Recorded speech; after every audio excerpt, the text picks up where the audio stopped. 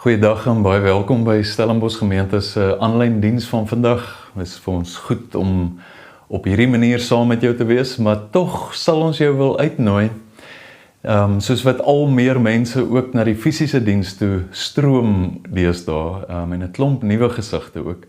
Wil ons jou regtig uitnooi as jy dalk nou al lank aanlyn dienste kyk. Dit sal goed wees om jou slag in die oë te kan kyk. So onthou Sondagoggende 10:00 by Laerskool Stellenbosch en ook in die aand 6:00 het ons aanddienste wat so 'n bietjie meer 'n geselligheid rondom 'n tafel is en 'n bietjie ander tipe aanbidding en deel met mekaar en nagmaal gebruik. So dit sal ook lekker wees om jou daar om 'n tafel te kan ontmoet. Net 'n nota dat volgende Sondag met die lang naweek en dat die vakansiedag op 'n maandag val, ons het nie volgende Sondag 'n aanddiens nie. Ons wel die oggenddiens 10:00, maar nie die aanddiens nie. So onthou dit net asseblief. Wel by vanaand se aanddiens om 6:00 het ons 'n heerlike storie aand saam met Suzan en 'n paar van die Paralimpiese atlete wat verlede jaar by die Paralimpiese spele was. Hulle kom iets van hulle lewe en hulle ervaring daar en hulle storie van geloof en hulle lewe as Paralimpiese atlete kom hulle met ons deel. So 'n heerlike storie aand vanaand 6:00 by Laerskool Stellenbosch. Kan lekker wees om jou daar te sien. Dan 'n heerlike uitnodiging om te gaan kamp, die 25ste tot die 27ste Maart by Rossenwil het ons 'n gemeentekamp. Ons het lank gestoei met datums en kansellasies. Ons het 'n kampdatum gekry en ons kry die hele kampterrein net vir onsself. So daar's nog plek, kontak gerus vir Dion of vir Marissa as jy wil kom saam kamp daardie naweek. En dan hierdie week Woensdag aand is daar 'n worship aand saam met 'n klomp van die gemeentes in die dorp. Hierdie inisiatief het begin onder 'n klompie worship leiers waarvan Stefan ook deel is. Dit begin hier in COVID tyd en ons gemeente is die host, die gasheer vir Woensdag aand se aanbiddingsgeleentheid. So kom ontvang asseblief die ander mense saam met ons vir 'n heerlike aanbiddingsgeleentheid Woensdag aand 7:00. Kan lekker wees om mekaar weer op hierdie maniere te kan sien. Dan wil ek vir jou kans gee om miskien net hier voordat ons 'n finansiële bydrae, daar staan ons nou daai gedagte van God het die blymoedige gewer lief. So ek wonder hoe dit sou lyk as ons eers vir 'n oomblik voor ons 'n finansiële bydrae maak. Wat is dit wat vir jou diep vreugde gee? As jy aan een ding net moet dink, daar is dalk klomp in jou kop, maar as jy een ding moet kies vandag net, wat is dit wat vir jou diep vreugde gee? En daarna is dit asof ons vanuit hierdie diep vreugde wat jy ervaar in God se arms hardloop met die lied wat ons saam met Stefan gaan bid. Kom ons reflekteer oor ons dankbaarheid, oor ons vreugde en kom ons hardloop in aanbidding in God se arms.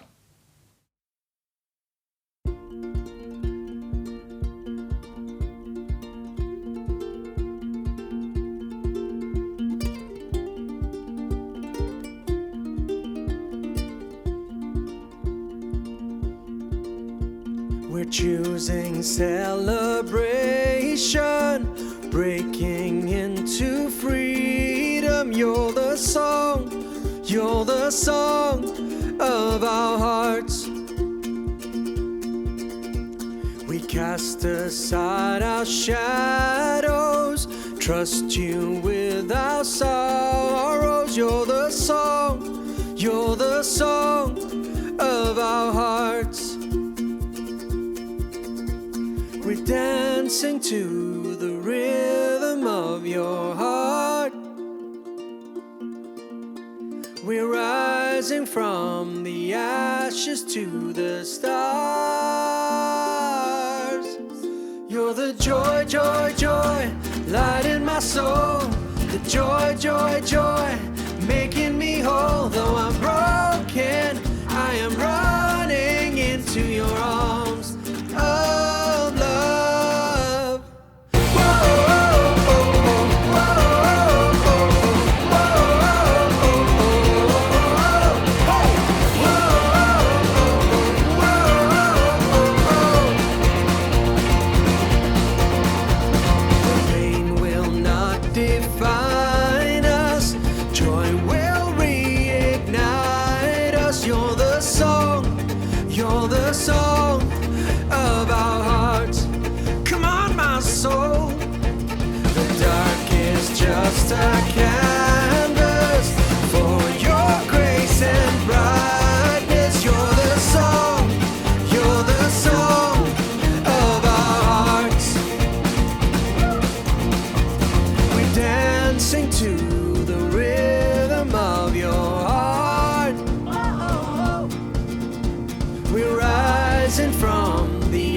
ashes to the stars. You're the joy, joy, joy, light in my soul. The joy, joy, joy, making me whole. Though I'm broken, I am running into your arms of love. You're the joy, joy, joy, light in my soul. The joy, joy, joy, making me whole. Though I'm broken, I am running into your arms. You're the joy, the song of my heart, the hope of my soul.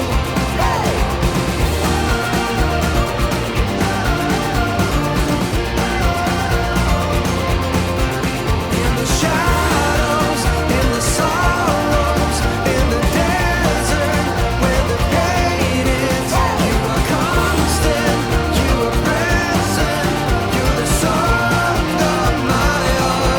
Oh, in the shadows, in the sorrows, in the desert, where the pain is, you are constant, ever present, you're the song of my heart. The joy, joy, joy, light in my soul. The joy, joy, joy, making me whole. Though I'm broken, I am running into your arms of love, into your arms.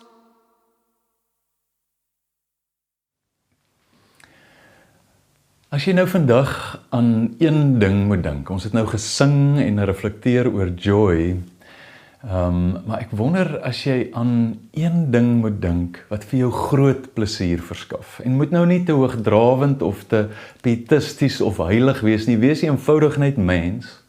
En dink by jouself, wat is daai een ding wat jy vandag dadelik in jou gedagtes opkom, wat vir jou groot plesier verskaf? Is dalk 'n oomblik, 'n gebeurtenis, 'n ervaring of iets wat met jou selfs gebeur wat aan jou hierdie groot plesier verskaf. Nou die vraag hier aan die einde van ons reeks vandag uit Prediker is die vraag natuurlik, wat is die betekenis van daardie plesier? So dink gou vir 'n oomblik, wat is jou plesier? En dan, wat is die betekenis daarvan vir jou lewe? Hierdie groot plesier waaraan jy nou dink.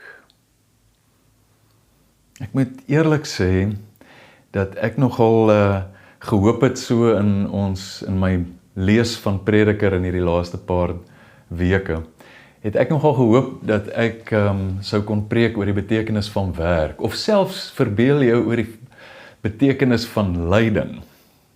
Maar ek het toe nou die kort strooitjie getrek om vandag oor die betekenis van plesier te moet preek, of te moet nadink saam met jou, sal ek dalk eerder wil sê. 'n tema wat in hierdie eienaardige tyd waarin die wêreld is, dalk nie so lekker by ons sit nie. Dis moeilik om half plek te maak vir gedagtes in lydenstyd, maar ook in oorlog en wêreldoorlog, idees en woorde en gedagtes. Is dit moeilik om oor plesier te moet preek. Dis eintlik maar altyd op 'n manier moeilik om daaroor te preek. En dit dalk op sigself sel klaar baie. Soos ek by die heel eerste tema aan die begin van die reeks gesê het, verbeel jou vir 'n oomblik dat Prediker stap deur verlate, gestroopte, verwoeste strate, wat eens 'n jolige, wonderlike, mooi, vol lewe, 'n vibrant plek was, lê nou verlate, gestroop, verwoes. En Prediker stap deur hierdie strate en hy probeer sin uitmaak oor die ballingskap wat hy ervaar het en hierdie uiterlike verwoesting wat hy aan sy lyf gevoel het en rondom hom die tekens van kan sien, dat hy nou gedwing word tot die innerlike vraag, die eksistensiële vraag van die betekenis van die lewe. Hy maak dagboekinskrywings, lyk dit amper, soos iemand wat elke oggend opstaan, hierdie ervaring oor reflekteer en dan dagboekinskrywings maak oor 'n misterie, oor God, oor lyding, oor verhoudings en dan oor werk verlede week en vandag oor plesier. So om die een of ander rede is hierdie tema van plesier en welvaart wat so verweef is met mekaar, is dit 'n tema wat herhaaldelik by hom opkom, soos wat daar 'n paar ander ook is. Kom hierdie tema herhaaldelik voor, so ons kan nie wegskram van Prediker se worsteling, se vrae, se dink oor wat is die betekenis van plesier nie. Hy skryf die eerste keer oor plesier in Prediker 2. Jy kan eintlik die hele Prediker 2 vers 1 tot 11 gaan lees. Ons gaan net die inleiding en die slot van sy gedagtes lees. Eers Prediker 2 vers 1 tot 2. Ek het by myself gedink, laat ek my oorgee aan plesier, laat ek die lewe geniet, maar ook dit het niks opgelewer nie. Van lag moes ek sê, dis sinloos, en van plesier, wat bring dit? En dan verduidelik hy verder hoe hy sy hele lewe ingerig het met die oog op plesier. En dan verduidelik hy ook wat alles vir hom plesier gegee het, 'n paar goed wat vir hom plesier gegee het, wat hy so verskriklik nagejaag en op gefokus het, wat dit alles was. En dan in sy terugkyk slotsom, as hy so half terugkyk op hierdie ervaring, lees ons in Prediker 2 vers 10 tot 11. Alles wat ek begeer het ek my veroorloof. Ek het dit vir myself gegee. Ek het my geen plesier ontsê nie. Alles waarmee ek my besig gehou het my plesier verskaf. Dit was my beloning vir al my inspanning. Maar toe ek goed nadink oor alles wat ek gedoen het en oor alles waarmee ek my met soveel sorg besig gehou het ek gesien dat alles niks was. Wasem. 'n gejaag na wind. In hierdie wêreld bevredig niks nie.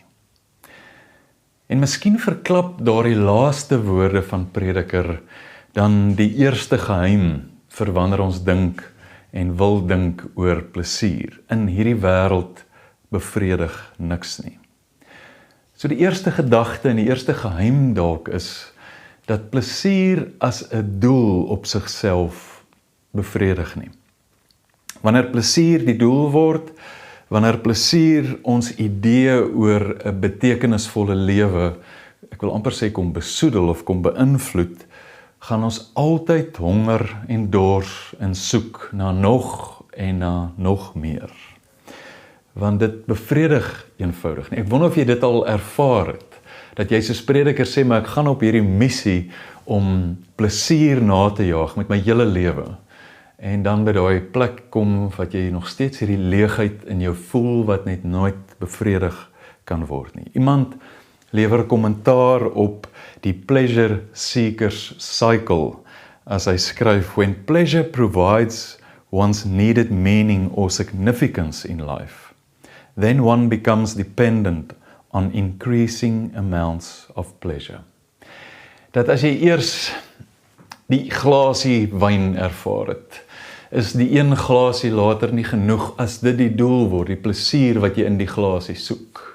En nog en nog en nog en nog meer word uiteindelik die uitdaging. So wanneer jou lewensdoel plesier word, betree jy 'n onversadigbare, uitputtende soeke na nog en nog meer. En ek weet nie van jou nie, maar dit voel vir my of ek dit soms in die spieël en dikwels eintlik rondom my raak sien.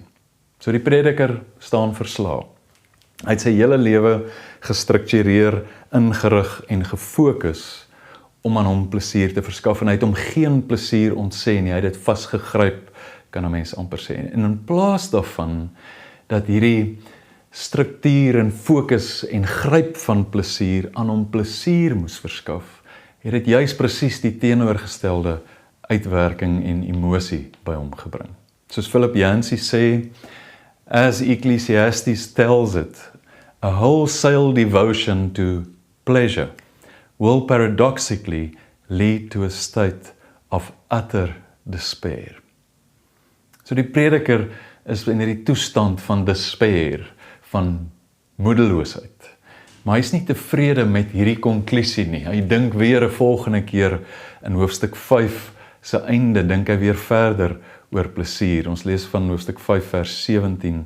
Ek het ook gesien wat goed is. Dit is aangenaam om te eet en te drink en die lewe te geniet onder al die geswoeg op hierdie wêreld. Dit kom 'n mens toe vir die hele leeftyd wat God hom skenk. God gee aan 'n mens rykdom en besittings en laat hom dit geniet. God laat die mens sy deel ontvang en sy werk met vreugde doen. Dit is 'n gawe van God. So 'n mens dink skaars na oor wat in sy lewe gebeur, so vol is hy van die blydskap. Ons kan ook daai woord vertaal met die plesier wat God gee. Die prediker klink hier half effens meer positief oor plesier en hy kom tot hierdie dubbele konklusie. Ons kyk net eers na die een en hy sien dat plesier, wanneer plesier nie net as 'n doel gesien word nie, as dit nie werk nie, dan sien hy nou, maar plesier is dalk 'n ontvlugting van al die geswoeg. Dat ons dalk plesier so sal benader. En jy weet, jy ken hierdie idee dalk baie goed, van ek werk my vrek, en daarom kan ek myself bederf met 'n stukkie of 'n slukkie plesier in 'n poging om die geswoeg te verdoof, of ten minste te voel dat die geswoeg is die moeite werd. So ons leef dan van naweek tot naweek, van vakansie tot vakansie, van ervaring tot ervaring en plesiertjie tot plesiertjie, omdat ons op 'n manier voel, maar ons verdien dit en dit is so half 'n ontvlugting van die geswoeg, hierdie leef van plesier tot plesier. Die uitdaging hiervan is dat die res van die dae, maande, jare, tussen hierdie mylpale van plesier kan ons dit dalk noem, dat dit uiteindelik verdof tot 'n grysvaal sleurgang sonder enige verhouding en word die doodgewone lewe, hierdie wroging, stryd, en wat aanvanklik dalk as 'n troos sou dien vir die geswoeg vir die lewe, word naderhand, soos wat tyd aangaan en dit 'n gewoonte word hierdie soek van plesier om te ontvlug, word dit uiteindelik 'n verdowingsmiddel en maak dit ons, soos Pink Floyd sing, comfortably numb. Raak ons lam eintlik vir hierdie grys gemiddeld wat ons eintlik maar die lewe kan noem. Paul Purcell bring dit dan weer terug by die gedagte, hierdie idee van ontvlugting bring hy terug by die gedagte, dat hierdie ontvlugting van die geswoeg na plesier toe, dat dit ook eintlik nie bevredig nie, as hy sê, if we view pleasure as a reward for doing, we will forever seek it but never truly possess it. All desire states are by their very nature temporary, and desire causes desire. Thus, when we have everything we want, we always seem to want more. Ek wonder of jy daarmee kan identifiseer, of jy weerloos genoeg kan wees om dit dalk in jouself of ten minste dan rondom jou raak te sien. Dit is altyd baie makliker om dit by die bure raak te sien as by jouself. Nou 'n meer dramatiese vorm van hierdie gedagte van plesier as 'n ontvlugting van die geswoeg, kry ons in Prediker 9 vers 5 tot 9 as hy sê, en dis nou nie op die skerm nie, eet jou brood met vreugde, drink jou wyn met 'n bly gemoed en geniet die lewe met die vrou wat jy liefhet, want jy gaan in elk geval eendag doodgaan en jou lewe is uiteindelik maar net wasem. So, as gevolg van die dood, as gevolg van die einde van die lewe en dat jy sterflik is, vergryp jou nou maar, geniet alles ten volle. En ons hoor dieselfde gedagte by Paulus as hy oor die dood en die opstandingslewe dan praat daar in 1 Korintiërs 15. Dan haal Paulus die filosowe, die epikureërs, wat teenoor die stoïsynse rigiditeit kom staan, en dan haal hy hulle aan as hy sê, so half sarkasties, tong in die kies, as hy sê, maar laat ons dan nou maar eet en drink, want môre sterf ons. Dis amper hierdie manier van vlug dan nou maar na plesier toe, want die lewe loop uiteindelik op niks uit nie. Plesier word maklik 'n ontvlugting. Nie net van jou geswoeg nie, maar uiteindelik ook van die lewe en van besig wees of in voeling kom met die essensie van die lewe. Want dit is 'n ongemaklike plek om by te wees. So plesier is dikwels 'n opgee op die lewe in plaas van 'n gesonde viering daarvan wanneer ons hierdie ontvlugtingroete aanpak. Nou, hierdie ontvlugtingroete het my laat dink aan 'n kunswerk van Thomas Coutier. Hy's 'n Fransman, ek weet nie of ek dit reg uitspreek nie, wat ek jare terug daar in Philadelphia se kunsmuseum gesien het. Vergeef asseblief nou maar die sensor, is terwille van sensitief wees vir alle kykers. En vergeef ook asseblief die chauvinisme van die laat 19de eeu, of die vroeg 19de eeu, so in 1873 geskilder. Maar in hierdie skildery is daar hierdie jong, verleidelike meisie. Plesier word uitgebeeld as 'n jong, verleidelike dame. En sy dryf 'n perdekar aan met 'n sweep, en eintlik dryf sy 4 mans aan. En hierdie 4 slaafse manne dryf sy aan met 'n sweep. Die 4 manne is 'n filosoof of 'n wyse daarvoor met die rooi band en die laurierkrans op sy kop. Dan is daar 'n troubadour links voor, 'n student regs agter en 'n soldaat weer aan die linkerkant voor. Hulle verteenwoordig 4 tydperke of 4 verskillende fasette of kante van die lewe. Die interessante hiervan is dat al die gesigte maak amper half skaam of dalk eerder baie selfbewus, nie oogkontak met die een, met jou wat na die kunswerk kyk nie. Al gesig wat wel na jou kyk, is daar regs in die hoek, die strak, konfronterende staar van 'n ouer dame wat op die perdekar sit. Dieselfde verleidelike plesier wat die perdekar aandryf, is in 'n ouer, eerlike formaat hier. Die jong meisie, die verleidelike plesier, is uiteindelik verder af in die pad, hierdie ou dame met die strak konfronterende gesig. Al een van die manne wat wel omkyk, is die ouer filosoof, denker of die wyse. Hy is al ouer en hy is gestroop, hy is weerloos, ook so half ontbloot op 'n manier. En dis asof hy begin wonder as hy so oor sy skouer kyk oor hierdie gekkigheid waarmee hy besig is. En die titel van hierdie kunswerk is The Thorny Path. Ek sê jou nogal wil uitnooi om hierdie te gaan opsoek op Google en dalk in hierdie week weer oor hierdie skildery en jou eie slaafse navolging van plesier of ontvlugting na plesier dalk oor na te dink. Plesier as 'n ontvlugting en plesier as 'n lewensdoel lyk baie mooi en baie verleidelik, maar mettertyd ontdek jy dat hierdie vreugde of hierdie plesier is uiteindelik 'n slawedrywer wat jou lewe kom steel, in plaas daarvan dat dit hierdie regte plesier moet gee. So in die skaduwee van hierdie ontvlugting van Prediker, kom hy gelukkig ook met 'n stukkie sinvolle woorde en gedagtes en idees en ontdekkings oor plesier. As hy sê plesier is 'n gawe van God. Dit is 'n gawe van God wat geniet moet word. Plesier kan in swaar kry tye wonderlik terapeuties wees. Dit kan jou verlos uiteindelik van mismoedig raak in moeilike tye of fases van jou lewe. Dit kan jou verlepte siel weervul met verwondering en met dankbaarheid. Dit kan jou verby die oppervlak laat kyk en die lewe anders laat sien, miskien met 'n stuk verwondering en dankbaarheid. Plesier kan jou laat deurdruk wanneer die lewe moeilik raak. Het kan jou laat voel hierdie gesoeg is die moeite werd. Inderdaad kan dit alles doen. Die vooruitsig van 'n cool pool plesier wanneer ons gaan stap is nie net vir my kinders iets wat hulle aanhelp deur die moeilike bergklimpad na hierdie plesier oomblik toe nie. Dit doen dit ook aan my en ek dink aan ons.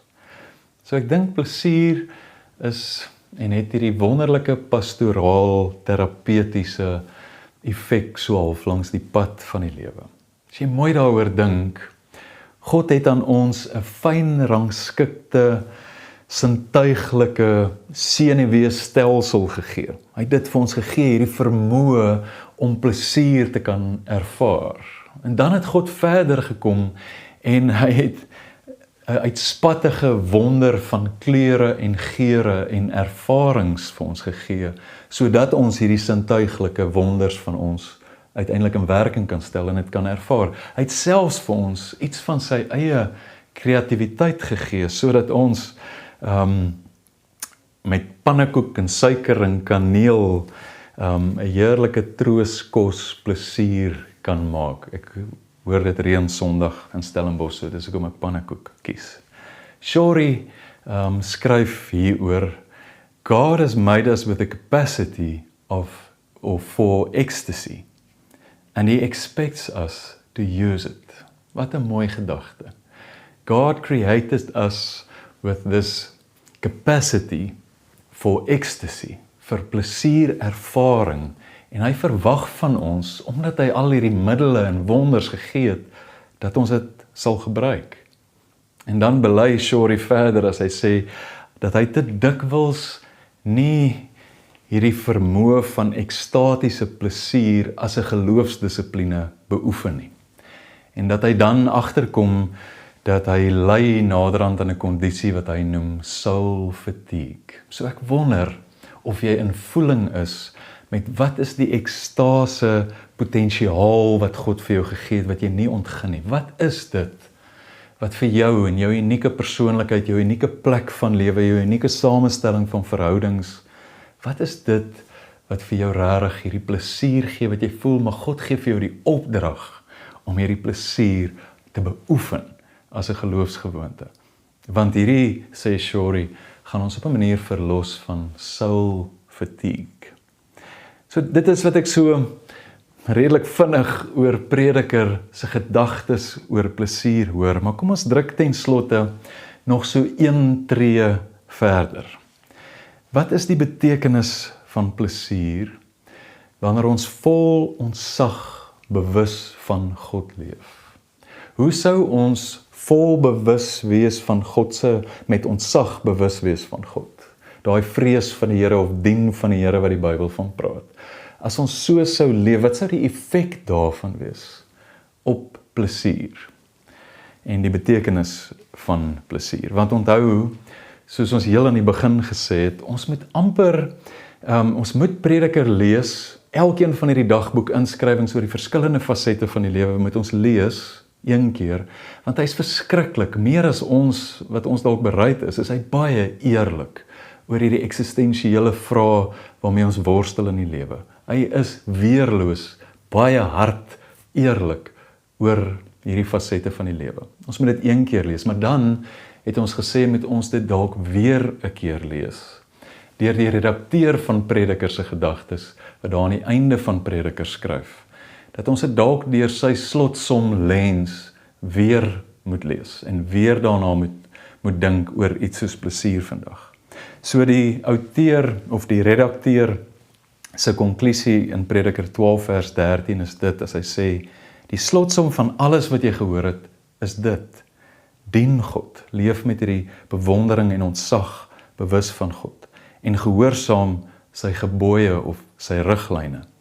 Dit is wat van die mens gevra word. So wanneer ons bewus van God en sy riglyne, ook by oomblikke van plesier opdaag, hoe verander dit hoe ons na daardie plesier oomblik en na plesier as 'n faset van die lewe daaroor dink en hoe ons dit hanteer en hoe ons dit beoefen. So as dit waar is dit belangrik dat ons hier moet vra, maar wat is ons prentjie van God vir wie ons ontzag moet hê? Hoe dink ons oor God? Want hoe ons hom sien gaan ook uiteindelik dan beïnvloed hoe ons na plesier kyk. So ek wil jou vra, en ek wonder of iemand dit al vir jou gevra het, aanbid jy 'n plesierige God? Ons weet nou Afrikaners is plesierig, maar aanbid jy 'n plesierige God?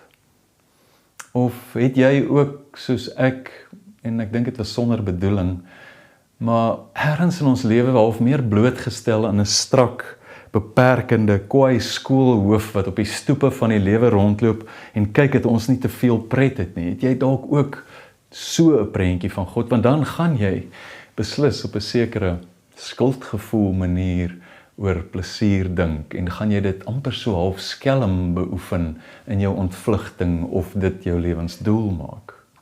Maar God leer ons ken as die een wat oordadig skep. Gaan kyk nou maar net weer na Attenborough se idee oor die planeet en die wonder van die woude en die voëls en die kleure en die geure en die wonder van die lewe. Gaan kyk net weer daarna en ontdek dat dit is wie God is die een wat dit gemaak het. So sy skepping uitbundigheid. God leer ons verder so half in 'n tweede tree ken, tweede groot reuse wat ek wou sê, is die een wat slawe vrymaak. Slawe is nie plesier toegelaat nie. God hoor en sien dat hulle sonder plesier leef en dit raak hom in sy hart en daarom besluit hy om hulle uit te lei na 'n land wat oorloop van die plesier van melk en heuning, antieke woorde vir iets soos plesier. En dan sommer net 'n ander gedagte oor God is, wat is die patroon waarop God vir sy mense sê, maar hoe moet hulle bewus wees van hom? Hy gee vir hulle, vir die Jode, 7 feeste. En meeste van hierdie feeste hou 7 dae lank aan en daar's vreeslik geslag en wyn gedrink en gekuier. Dit was 'n groot plesier, sou mens kon sê. Sien jy hierdie plesierprentjie van God raak? As ons 'n kykie na Jesus sou gee, wat die beeld van God mos nou vir ons kom wys, dan lees ons dit mis dat van sy gelykenisse eintlik as grappe vertel word. Dat hy eintlik so half tong in die kies praat daar en eintlik so half skertsend is van dis soos iemand wat mosterdsaad is eintlik 'n onkruid gewees in die antieke tyd, dat hy hierdie mosterdsaad in sy land sal gaan saai. Ek bedoel, dit is eintlik 'n grap wat hy vertel, want hierdie mosterdsaad gaan oorneem, soos wat die koninkryk die wêreld sal oorneem. As Jesus sê, maar moenie die kindertjies verhinder nie, maar laat hulle na my toe kom, sê hy dit as 'n plesierige mens, of sê hy dit met hierdie strak gesig? Hy eet saam met soveel partytjie-agtiges, wat dalk nie by die godsdienstige tafels van strak geloof welkom sou wees nie. Dink aan die water en wyn oorvloed, die kanne en kanne vol wyn, sodat die huweliksfees wat ook 7 dae moes aanhou, sodat dit kan aanhou. Sy bynaam wat hy by die hoogheilige fariseërs gekry het, is, as hulle sê, kyk daar 'n vraat en 'n wynsuiper, dis sy bynaam wat hy gekry het. Nou kom ons veronderstel, Jesus was nie 'n vraat en 'n wynsuiper nie, maar hoe op dese aarde kry jy so 'n bynaam, as jy nie 'n redelike, plesierige mens is nie. Dan miskien 'n anderster tipe plesier is, Jesus het hom gereeld weer afgesonder en 'n stil plek gaan soek. Ook 'n ander vorm van plesier.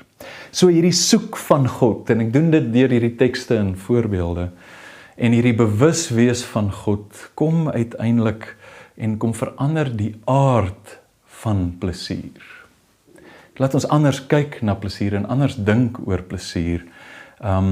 En dit kom dalk en gee nie net betekenis aan plesier nie, maar dit kom kleur dalk ook die vaal verveling van alledaagse met God se plesier in, en kan ons selfs na 'n stukkie droë brood op 'n ander manier kyk. William Sloane Coffin skryf dit so mooi as hy sê, "The joy that is of God is not opposed to earthly pleasures.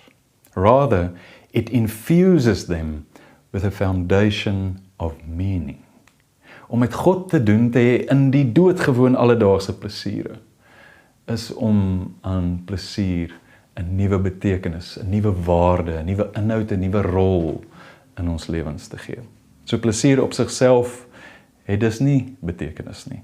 Plesier het wel die potensiaal om gelaai te word met betekenis wanneer ons bewus raak van God, wanneer ons by oomblikke en plekke van plesier opdaag. So, dit bring ons op 'n manier, dink ek, in verwondering, as ons die doodgewoon alledaagse kan sien. Dit vorm 'n stuk gratitude, is die groot woord, 'n stuk dankbaarheid, kom vorm dit in ons hart, wat ons dalk vroeër nie gehad het nie. Die Jood Jacob Needleman verwoord dit so, as hy sê, "We are born for meaning, not pleasure." Klink baie strak. En dan sê hy, "Unless it is pleasure that is steeped in meaning."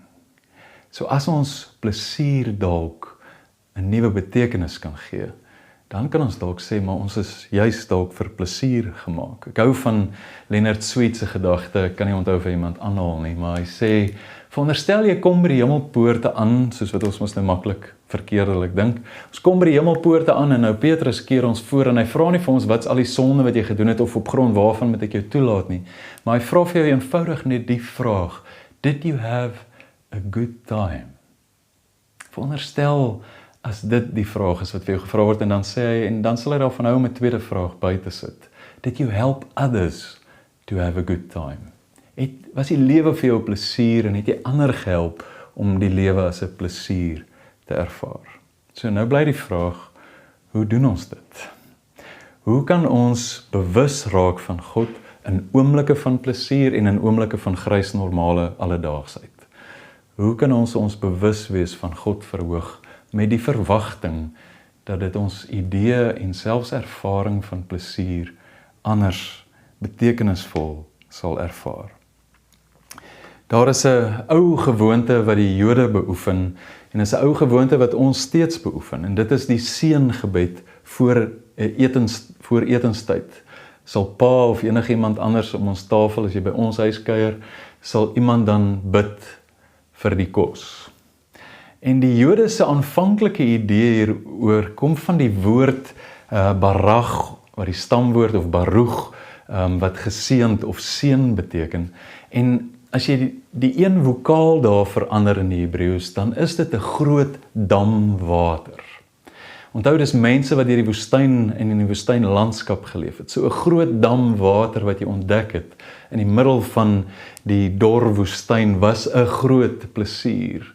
En dan het hierdie woord dieselfde stam vir wanneer jy jou knie buig, wanneer jy sou kniel, sou buig voor iets.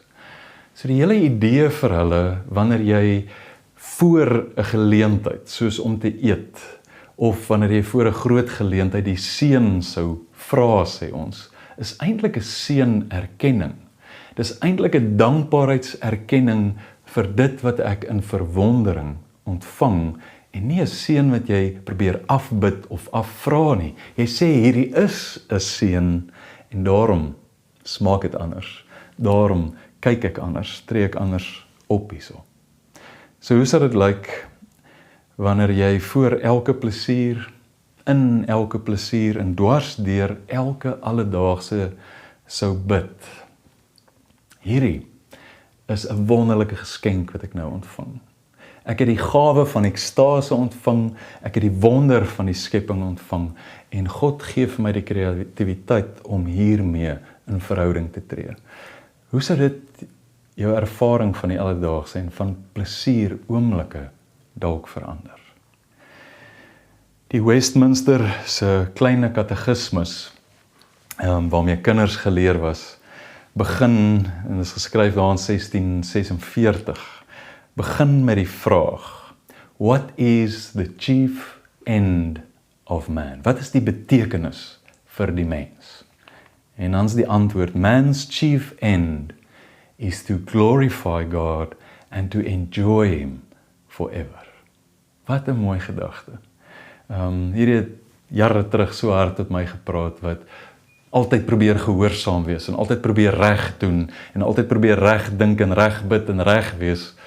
Nee, enjoy God. Dis praat van iets anderster, en het gee 'n ander prentjie van God. So mag jy God geniet in elke oomblik van jou lewe, en veral dalk in daardie oomblikke van baie duidelike plesiere wat ons as 'n groot geskenk ontvang. Ek gaan vir ons so verwerking van die Onse Vader bid nou. Jy het dalk agtergekom, ek het nie in die begin gebid nie. Ek wil nou vir ons so verwerking daarvan bid, en daarna gaan ons aan met hierdie verwondering as ons saam met Stefan bid oor die verwondering van God se liefde wat sigbaar word in plesier van die alledaagse en van die ekstase oomblikke. Kom ons bid saam. Onse en ook die ganse mensdom en kosmos se gewer van uitspattig se geure, rangskikker van karnaval se kleure, skenker van sensories se sensasies. wat woon in die hemelse uitspatsels van 'n perske, die stofgrond reuk van vroeë reën. Laat U naam 'n heildronk in ons elke dag se indrink van die lewe word. Laat die uitnodiging na die tafel wat kreun van meer as genoeg, tog by almal uitkom.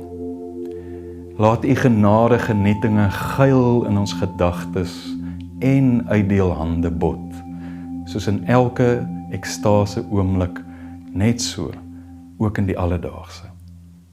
Gee ons vandag 'n dankgebed vir wat ons het en verlos ons van versmoorse begeer na meer. Want aan U behoort elke krieseltjie wonder, wat ons uit ons opgaarspens verlos tot verwondering vir U oordadigheid in vandag en elke ander dag. Amen.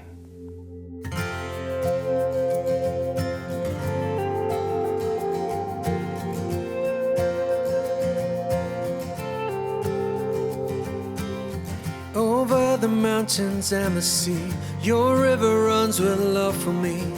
And I will open up my heart and let the healer set me free. I'm happy to be in the truth, and I will daily lift my hands, for I will always sing of when your love came down. I could sing of your love forever. I could sing of your love forever. I could sing of your love forever. I could sing of your love forever. Over the mountains and the sea, your river runs with love for me. And I will open up my heart and let the healer set me free. I'm happy to be in the truth, and I will daily lift my hands, for I will always sing of when your love came down. I could sing of your love forever. I could sing of your love forever. I could sing of your love forever. I could sing of your love forever. I could sing of your love forever. I could sing of your love forever. I could sing of your love forever. I could sing of your love forever. Oh, I feel like dancing. It's foolishness, I know. When the world has seen the light, they will dance with joy like we're dancing now. I could sing of your love forever. I could sing of your love forever. I could sing of your love forever. I could sing of your love forever. I could sing of your love forever. I could sing of your love forever. I could sing of your love forever. I could sing of your love forever. Oh, I could sing of your love forever. Oh, I could sing of your love forever.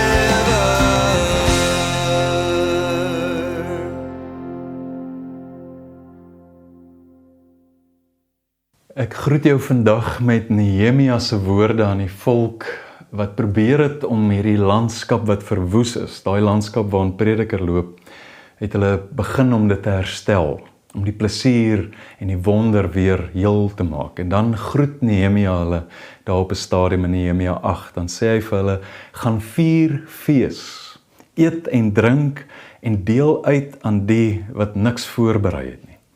hierdie dag, hierdie lewe word gewy aan ons Here. Moenie bedroef wees nie, die blydskap van die Here is julle beskerming. Mag jy saam met my ontdek al meer wat dit beteken om so te leef. Amen. Baie dankie dat jy vandag saam gekuier het. Ons begin volgende week met ons lydenstydreeks. Sien uit daarna om ook hierdie op pad na nuwe lewe saam met jou te stap. Goed gaan.